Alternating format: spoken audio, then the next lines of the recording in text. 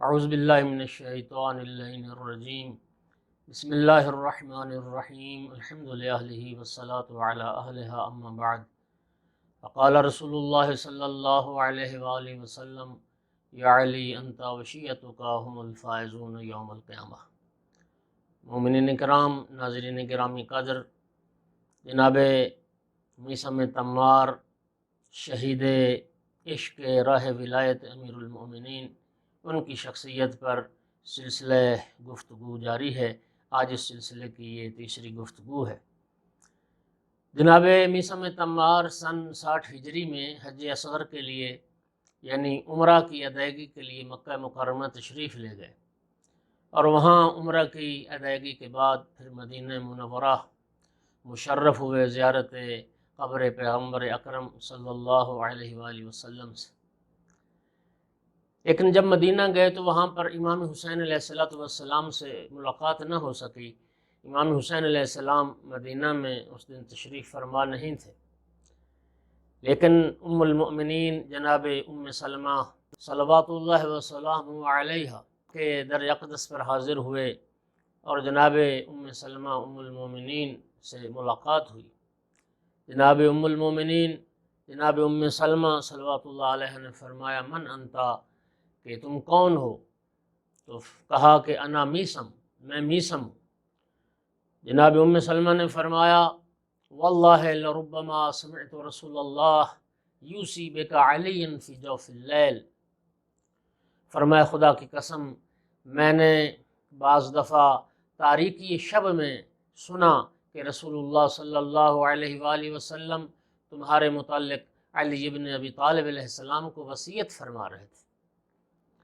جناب میثم نے مولا حسین علیہ السلام کے بارے میں پوچھا تو پتہ چلا کہ مدینہ سے باہر تشریف فرما ہیں، مدینہ میں موجود نہیں ہیں۔ میثم عرض کرتے ہیں اے ام المؤمنین، میں آقا حسین علیہ السلام کی زیارت اور انہیں سلام کرنا چاہتا تھا، لیکن میں ان کی زیارت نہیں کر سکا۔ اب مدینہ میں زیادہ میں رک نہیں سکتا، میں ایک کام کے لیے جا رہا ہوں اور ملاقات تک میں صبر بھی نہیں کر سکتا، لہٰذا میرے آپ سلام میرے آقا امام حسین علیہ السلام کو پہنچا دیجئے گا۔ اور پھر فرمایا وَنَحْنُ مُلْتَقُونَ عِنْدَ رَبِّ الْعَالَمِينَ، انشاءاللہ، اور انشاءاللہ پھر ہماری ملاقات رب العالمین کی بارگاہ میں ہوگی۔ جناب ام سلمہ نے فرمایا کہ میثم امام حسین علیہ السلام بھی آپ کو بہت یاد کرتے ہیں۔ پھر ام المومنین جناب ام سلمہ صلوات اللہ علیہ نے کنیز سے فرمایا کہ عطر لاؤ، اور اس عطر سے جناب میثم تمار کی ریش مبارک کو معطر کیا گیا۔ اور پھر جناب ام المومنین جناب ام سلمہ صلوات اللہ علیہ نے فرمایا اما انہا ستغص بدم، کہ اے میثم جان لو ان قریب تمہاری یہ داڑھی تمہارے خون سے خضاب ہوگی۔ اور فرمایا میثم میں تمہیں یہ خبر دیتی ہوں کہ رسول اللہ صلی اللہ علیہ وآلہ وسلم بھی تمہیں یاد فرمایا کرتے تھے۔ خانہ خدا کی زیارت کے بعد جب کوفہ کا رخ کیا تو کوفہ کے حالات خراب ہو چکے تھے۔ جناب مسلم ابن عقیل صلوات اللہ وسلام علیہ اور جناب ہانی ابن عروہ صلوات اللہ وسلام علیہ کو ابن زیاد نے شہید کر ڈالا تھا۔ عبید اللہ ابن زیاد ملعون کو خطرہ لاحق ہوا کہ اگر میثم کوفہ میں قدم رکھیں گے تو لوگوں کو اپنے گرد جمع کر لیں گے، لہٰذا حکم دیا کہ کوفہ داخل ہونے سے پہلے میثم تمار کو گرفتار کر لیا جائے۔ ابن زیاد کے سپاہیوں نے قادسیہ کے مقام پر جناب میثم کو واپس کوفہ آتے ہوئے گرفتار کر لیا، اور گرفتار کر کے عبید اللہ ابن زیاد ملعون کے پاس پیش کیا گیا۔ اس وقت کسی نے تعارف کرواتے ہوئے ابن زیاد سے کہا کہ یہ علی ابن ابی طالب علیہ السلام کے محبوب ترین افراد میں سے ایک ہے۔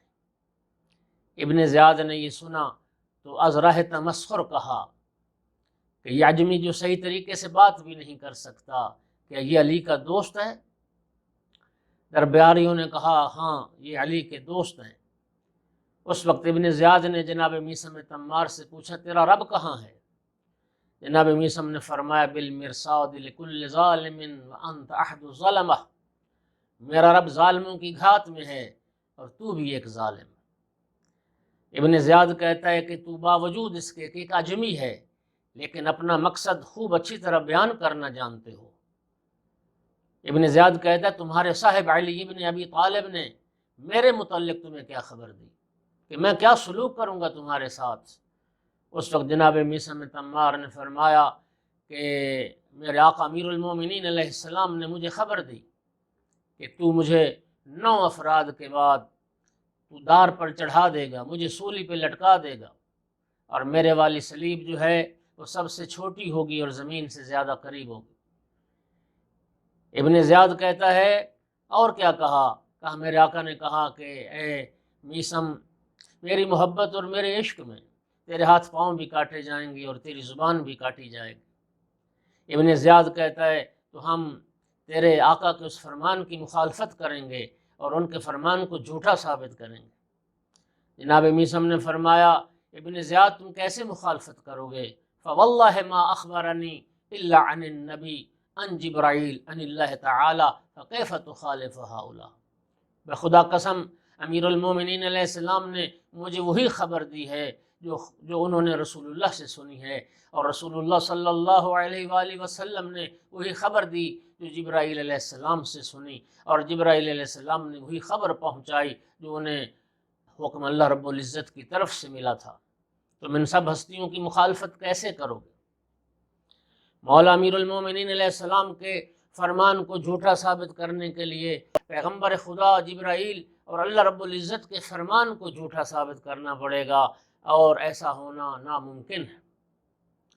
میں کوفہ میں اس درخت کو اور اس جگہ کو بھی پہچانتا ہوں جہاں میں سولی پہ لٹکایا جاؤں گا، اور میں یہ بھی جانتا ہوں اور مجھے یہ خبر دی گئی ہے کہ انا اول خلق اللہ الجمع فی الاسلام، کہ میں اسلام میں وہ پہلا شخص ہوں کہ جس کے منہ میں لگام ڈالی جائے گی، میں وہ پہلا فرد ہوں اسلام میں کہ جسے لگام چڑھائی جائے گی۔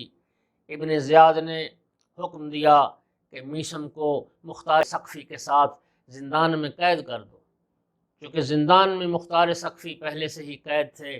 جناب میثم تمار کو بھی اسی زندان میں مختار کے ساتھ قید کر دیا گیا۔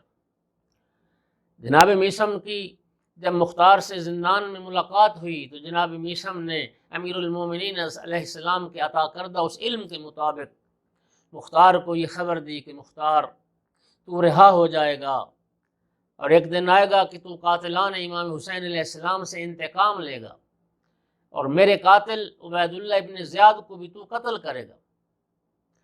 ایک دن ابن زیاد نے مختار کو قتل کرنے کے لیے زندان سے نکالا اور جلاد کو حکم دے چکا تھا کہ مختار کا سر قلم کر دو۔ اچانک یزید کا قاصد خط لے کر عبید اللہ ابن زیاد کے پاس پہنچا، اور وہ مختار کی رہائی کا پروانہ تھا۔ یزید کا حکم تھا کہ مختار کو رہا کر دو، لہٰذا جناب مختار ثقفی کو رہائی مل گئی۔ اور پھر ابن زیاد نے حکم دیا کہ میثم کو زندان سے نکالا جائے۔ جناب میثم تمار کو عبید اللہ ابن زیاد کے پاس لایا گیا۔ ابن زیاد کہتا ہے اے میثم، علی ابن ابی طالب سے برات کا اظہار کرو، نفرت کا اظہار کرو۔ جناب میثم نے فرمایا میں ایسا ہرگز نہیں کروں گا۔ ابن زیاد کہتا ہے تو پھر میں تمہیں قتل کر دوں گا۔ جناب میثم نے فرمایا اس دن کی میرے مولا نے مجھے خبر دے رکھی۔ ابن زیاد کہتے ہیں تیرے مولا نے اور کیا کہا؟ جناب میثم نے فرمایا انہوں نے فرمایا تھا کہ تیرے ہاتھ پاؤں اور زبان کو کاٹ دیں گے، عامر ابن حریث کے گھر کے سامنے تمہیں سولی پہ چڑھا دیا جائے گا، دوسرے دن تیری ناک سے خون جاری ہو جائے گا، تیری دہڑی خون سے خضاب ہو جائے گی۔ ابن زیاد کہتے تیرے مولا نے یہ نہیں بتایا کہ یہ کام کون انجام دے گا؟ میثم نے فرمایا ہاں، میرے آقا و میرے مولا نے مجھے یہ خبر دی ہے کہ بنی امیہ کا حرام زادہ عبید اللہ ابن زیاد یہ کام کرے گا۔ ابن زیاد کا یہ سننا تھا کہ شدید غضبناک ہوا اور بے چین ہوا، اور میثم سے کہا کہ میں تیرے ہاتھ پاؤں کاٹ کے سولی پہ چڑھاؤں گا لیکن تیری زبان نہیں کاٹوں گا، تاکہ تیرے مولا کا فرمان، تیرے مولا کی بتائی ہوئی خبر جھوٹی ثابت ہو جائے۔ اور پھر ابن زیاد نے حکم دیا کہ اس کے ہاتھ پاؤں کاٹ کر عامر ابن حریث کے گھر کے سامنے سولی پر چڑھا دیا جائے۔ لیکن ولایت کے فداکار میثم دار پر بھی اپنی آرزوؤں سے دستبردار نہیں ہوئے۔ جب سولی پر چڑھایا گیا تو فرمایا ایھا الناس سلونی قبل ان اموت فواللہ لأحدثنکم ببعض ما یکون من الفتن، لوگو موت سے پہلے، مرنے سے پہلے مجھ سے پوچھ لو، خدا کی قسم میں آپ کو وہ بعض خبریں دوں گا کہ جو میرے بعد فتنے واقع ہوں گے اور میرے بعد جو حادثات پیش آنے والے ہیں میں ان کے بارے میں تمہیں خبر دے سکتا ہوں۔ اور پھر جناب میثم نے اس سولی پہ چڑھ کے اہل بیت علیہ السلام کے فضائل کو بیان کرنے لگے اور اہل بیت کی فضیلت میں احادیث کو بیان کرنے لگے، اور پھر کہتے تھے لوگوں جو بھی امام علی ابن ابی طالب علیہ السلام کی حدیث سننا چاہتا ہے وہ میرے قریب آئے۔ لوگ ان کے ارد گرد جمع ہوئے، ان کے کلام کو سنتے تھے۔ ابن ابی الحدید معتزلی نے بھی لکھا کہ جناب میثم تمار نے بنو امیہ کے خلاف اور اہل بیت کے حق میں تقریر کی، اور کسی شاعر نے ان حالات کو کیا خوبصورت قلم بند کیا اور نظم کیا کہ گویا میثم اس سولی پہ چڑھ کے یہ کہہ رہے تھے کہ یہ زباں کاٹ دو، جسم و جاں کاٹ دو، مدحت مرتضیٰ کی سزا دو مجھے۔ یہ زباں کاٹ دو، جسم و جاں کاٹ دو، مدحت مرتضیٰ کی سزا دو مجھے، ذکر شاہ نجف سے رکوں گا نہیں، چاہے 100 بار سولی چڑھا دو مجھے۔ ٹکڑے ٹکڑے کرو میرا سارا بدن، آگ روشن کرو اور جلا دو مجھے، جب میرے جسم کی راکھ بن جائے نا، راکھ کو پھر ہوا میں اڑا دو مجھے۔ 1-2 دن نہیں صبح محشر تلک، جس طرف جس جگہ یہ ہوا جائے گی۔ 1-2 دن نہیں صبح محشر تلک، جس طرف جس جگہ یہ ہوا جائے گی، اس حلالی موالی کا وعدہ رہا، حق علی کی صدا آئے گی۔ ابن زیاد کو خبر دی گئی کہ میثم نے دار پر بنی امیہ کو رسوا کر کے رکھ دیا۔ عبید اللہ ابن زیاد نے ایک غلام کو بھیجا کہ جا کے میثم کے منہ میں لگام دی جائے، اور میثم کے منہ پہ لگام چڑھا دی جائے۔ کھجور کے پتوں کی بنی ہوئی لگام چڑھا دی گئی، اور اس سے بھی جب کامیابی نہ ہوئی اور بیان کا سلسلہ اسی طرح سے جاری رہا تو پھر ابن زیاد نے مجبوراً حکم دیا کہ میثم تمار کی زبان کو کاٹ دیا جائے، اور مامور ابن زیاد کی طرف سے مامور شخص زبان کاٹنے کے لیے جب جناب میثم کے قریب آیا اور قریب آ کے کہا کہ اپنی زبان کو باہر نکالو تاکہ حکم امیر سے اس زبان کو کاٹا جائے، تو اس وقت جناب میثم نے کہا لوگوں سنو، ابن زیاد میرے آقا اور میرے مولا کے فرمان کو جھوٹا ثابت کرنا چاہتا تھا اور کہتا تھا کہ میں زبان نہیں کاٹوں گا تاکہ علی بن ابی طالب کا فرمان جھوٹا ہو جائے۔ لوگوں گواہ رہنا، میرے آقا و مولا نے سچ کہا تھا، آ اور اپنی زبان اپنے منہ سے نکالی، آ تاکہ میرے مولا کا فرمان سچ ثابت ہو۔ انہوں نے زبان نکالی، ظالم نے بڑی بے دردی اور بڑی بے رحمی کے ساتھ ان کی زبان کاٹ دی، اور میثم کی وہ سفید ریش مبارک اس خون سے خضاب ہو گئی۔ یا کسی شاعر نے خوب کہا کہ فراز دار سے میثم بیان دیتے ہیں، فراز دار سے میثم بیان دیتے ہیں، رہے گا ذکر علی ہم زبان دیتے ہیں۔ دوسرے دن ناک سے خون جاری ہوا۔ تیسرے دن ایک ملعون نے ناف کے نیچے خنجر مارا جس سے شکم چاک ہو گیا، اور جناب میثم تمار اس شہید ولایت، اس عاشق ولایت نے اپنی جان آفرین کے سپرد کر دی، مالک حقیقی کے پاس پہنچ گئے اور مقام لقاء اللہ پر فائز ہو گئے۔ اور اس شہید عقیدہ نے عشق امیر المومنین کے جرم میں راہ محبت و ولایت امیر المومنین میں جام شہادت نوش فرمایا۔ 22 ذی الحج کو سن 60 ہجری میں 22 ذی الحج سن 60 ہجری میں امام حسین علیہ السلام کے کربلا میں پہنچنے سے 10 دن پہلے مرتبہ عظمی شہادت پر میثم فائز ہو گئے۔ شہادت کے بعد ابن زیاد نے جناب میثم کو دفن کرنے کی اجازت نہ دی۔ جسد مبارک جناب میثم تمار کا کئی دن سولی پہ لٹکا رہا، لوگوں کو ڈرانے، دھمکانے اور یہ دکھانے کے لیے کہ علی کے پیروکاروں اور علی کا دفاع کرنے والوں کا یہی حشر ہوگا۔ لیکن وہ ظالم اس حقیقت سے غافل تھا کہ شہید زندہ ہے، شہادت کے بعد بھی شہید رہنمائی کرتا ہے، الہام بخشتا ہے اور امید پیدا کرتا ہے، ظلم و جبر کی حکومتوں کے لیے خوف اور زوال کا سبب بنتا ہے۔ کوفہ کے 7 خرمہ فروشوں نے جو جناب میثم کے ہمکار تھے، غیور اور دیندار تھے، وہ اس منظر کو برداشت نہ کر سکے کہ میثم کا جسد مبارک بدستور دار پر رہے۔ انہوں نے آپس میں عہد و پیمان کیا کہ جناب میثم تمار کے جنازے کو دفن کیا جائے، اور دفن کرنے کا فیصلہ کیا۔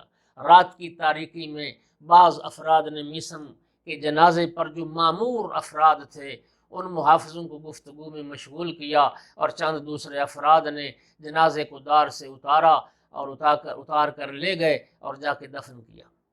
بلکہ ایک روایت کے مطابق ان خرمہ فروشوں نے میثم تمار کے ساتھیوں نے یہ تدبیر اختیار کی کہ سردیوں کی راتیں تھیں، انہوں نے تھوڑے فاصلے پہ جا کے آگ روشن کر دی۔ محافظین جو تھے وہ آگ کے قریب آ گئے، آگ کی حدت کو محسوس کرنے کے لیے وہ آگ کے ارد گرد جمع ہو گئے، اور وہ آگ ان خرمہ فروشوں اور اس جسد پر معمور محافظوں کے درمیان حائل ہو گئی۔ اور ظاہر ہے جب آگ جل رہی ہو، شعلے اٹھ رہے ہوں، اور جو آنکھیں آگ کو دیکھ رہی ہوں، تو آگ کے پس منظر میں تاریکی میں وہ دار کو دیکھ نہ سکیں، لہٰذا دوسرے میثم کے ساتھیوں نے جسد مبارک کو اتارا اور قبیلہ مراد کے قبرستان میں دفن کر دیا۔ بلکہ بتایا گیا وہاں جو ایک خشک تالاب تھا نہر کے کنارے، اس میں انہیں دفن کر دیا گیا۔ دن ہوا، ابن زیاد کو پتہ چلا تو اس کو خوف لاحق ہوا کہ کہیں میثم کا مزار شیعیان علی کے اجتماع کا مرکز نہ بنے، اس لیے دوسرے دن کچھ لوگوں کو مامور کیا کہ میثم کے جنازے کو اور میثم کی قبر کو تلاش کریں، لیکن بسیار تلاش اور کوشش کے بعد بھی ان کا مزار نہ مل سکا، مایوس ہو کر لوٹے۔ آج اس وقت شہید میثم تمار کا مزار مبارک مسجد کوفہ سے چند 100 میٹر کے فاصلے پر کوفہ اور نجف کے اصلی شاہراہ کے کنارے پر واقع ہے۔ ابھی کچھ عرصہ پہلے یہ مزار مبارک کی تعمیر نو ہوئی ہے، توسیع کی گئی ہے، خوبصورت زرعی بنائی گئی ہے، خوبصورت بلند گنبد ہے جو حق کی کامیابی، باطل کی رسوائی اور نابودی کا گواہ ہے۔ خدا رحمت کند ان عاشقان پاک طینت را۔ جناب میثم تمار کی اولاد کے حوالے سے 4 بیٹوں کا تاریخ میں نام ملتا ہے، صالح، شعیب، عمران اور حمزہ، جنہوں نے اہل بیت کی ولایت و مصاحبت اور ان کی روایات و احادیث کے ساتھ پرورش پائی ہے۔ جناب میثم تمار کے فرزند ائمہ اہل بیت کے شیعوں میں اور راویوں کے زمرے میں شمار ہوتے ہیں۔ انہی میں سے علی بن اسماعیل بن شعیب بن میثم ہیں جو شیعہ امامیہ کے عظیم ترین متکلمین میں سے ہیں اور کلامی کتب کے اولین مؤلفین میں شمار ہوتے ہیں۔ ہمارے درود و سلام خداوند عالم کے کروڑوں درود و سلام ہوں جناب میثم تمار پر، اس شہید عقیدہ اور اس شہید راہ ولایت امیر المومنین پر۔ اللہ رب العزت ہمیں بھی آقا امیر المومنین علیہ السلام کی اس ولایت و محبت پر استقامت اور ثابت قدمی عطا فرمائے، ہمارا جینا مرنا بھی اسی راہ ولایت میں قرار دے۔ وآخر دعوانا الحمد للہ رب العالمین۔